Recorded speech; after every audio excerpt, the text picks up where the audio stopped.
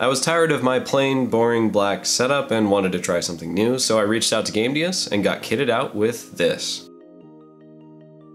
Howdy guys, Ponchato here, and today we're going to take a look at a complete RGB setup from Gamdias with mouse, mouse pad, keyboard, and headset.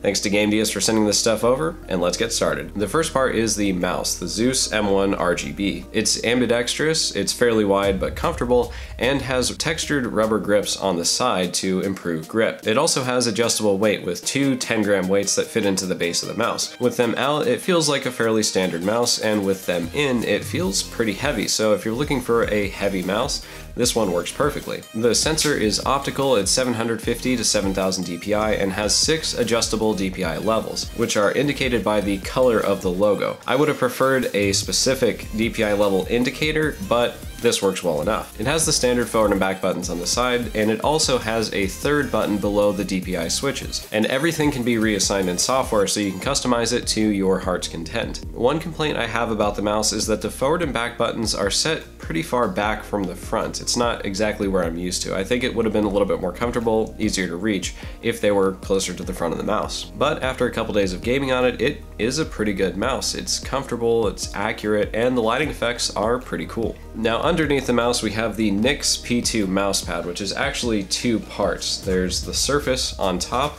and the RGB base underneath. The surface has two sides, the speed side and control side. The speed side is like a typical mouse pad, and the control side is a little bit rougher to slow you down and presumably add a little bit more control. I prefer the speed side though. Now, one really cool feature about it is it has a wireless charging spot, so if you have a phone that's compatible with wireless charging, you can set it on there and charge your phone. It also has a USB-C plug on the back and comes with a USB-C to micro USB adapter to plug in a power adapter for the wireless charging system. One issue with the NYX is that the mouse surface wiggles just a little bit inside the base. I never noticed a problem during gaming, but when bumping it around, I noticed that the mouse pad moved. And the other thing is the LEDs aren't super bright. Well, they are bright except for they're facing directly out, not up, so you can't see them very well. In a darker room though, it does light up the desk pretty well. Next in line is the keyboard, the Hermes M3 RGB, which is probably my favorite part of the kit. It's a 10 keyless layout, it has a brushed aluminum face, and it has a cool shiny chrome edge around the outside. In my opinion, this is a really good looking keyboard. It's also low profile, it's well under an inch tall, and it's also very lightweight.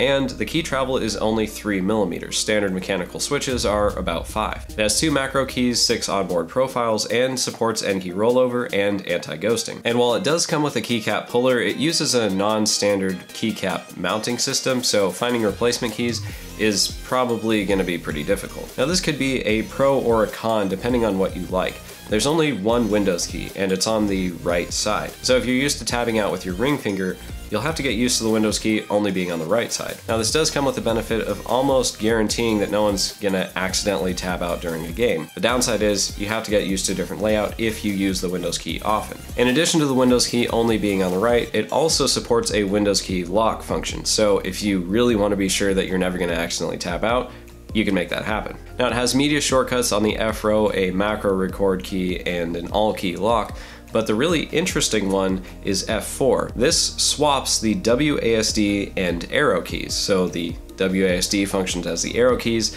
and vice versa. Kind of an interesting feature if you're playing a game that uses the arrow keys to move. You can also use the insert, home, delete, and end keys to toggle between different built-in lighting effects, but to get the full customizability, you'll have to use the software. Now the only downside to this keyboard really is that it's the most expensive part of the kit, about $95 US, but for what you get, I think that's a pretty good value. Last on the list is the headset, the Hephaestus P1 RGB. It connects with a single USB cord, so you won't have to deal with multiple wires coming out of it. It has a metal band on top and glossy plastic on the ear cups, and while the plastic shell does feel kind of cheap, it looks just fine. One thing I like about it is that it stays on well. Some other headsets fall off kind of easily, but this one stays on and stays comfortable. After several hours of use, there was only a little bit of discomfort on the top band. What I really like about this headset is it has very good sound quality. I'm used to open back headphones, which don't deliver nearly as much bass as closed back headphones, so this is a really nice change. And an interesting feature that it includes is a vibration feature, which is supposed to add impact to the bass. But what I really find with that is that it adds to the super low end of the bass frequency response. So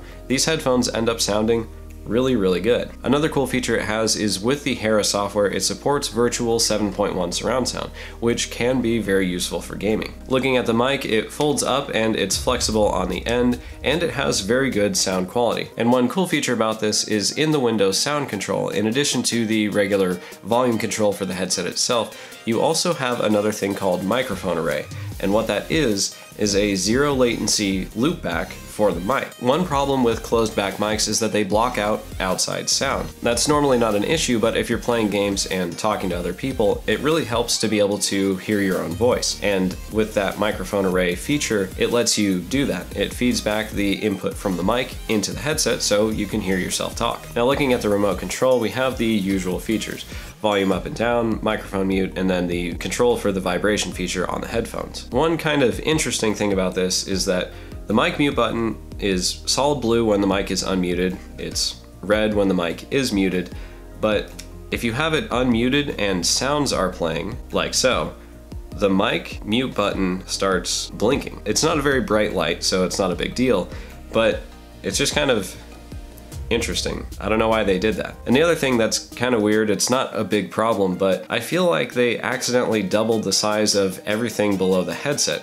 Like this volume controller is 3/4 the size of a regular mouse, and the cord is super thick. Now it's not a problem because the controller is really lightweight, so it's not like a burden, and the cord is really flexible, so that's not an issue. They're just like oddly large. So I've really enjoyed working and gaming on all this stuff for the last couple days, and I really didn't encounter any deal breakers. The mouse is accurate, the keyboard looks great, and the headset is comfortable and has really good sound and voice quality. Now the NYX P2 mousepad isn't out yet, but the grand total for everything else is a little under $200. That's not a bad price if you're looking for a complete RGB setup. One thing you should be aware of is there will be a lot of cords with this. You might want to invest in some zip ties or some Velcro loops to tidy up the cables a little bit for your own setup. And one really cool feature that I know is going to be super useful to some of you, Gamdias' software supports really extensive macro editing. You can get in there and change individual keys very easily. It's a very powerful tool, and you can create macros for both the mouse and the keyboard,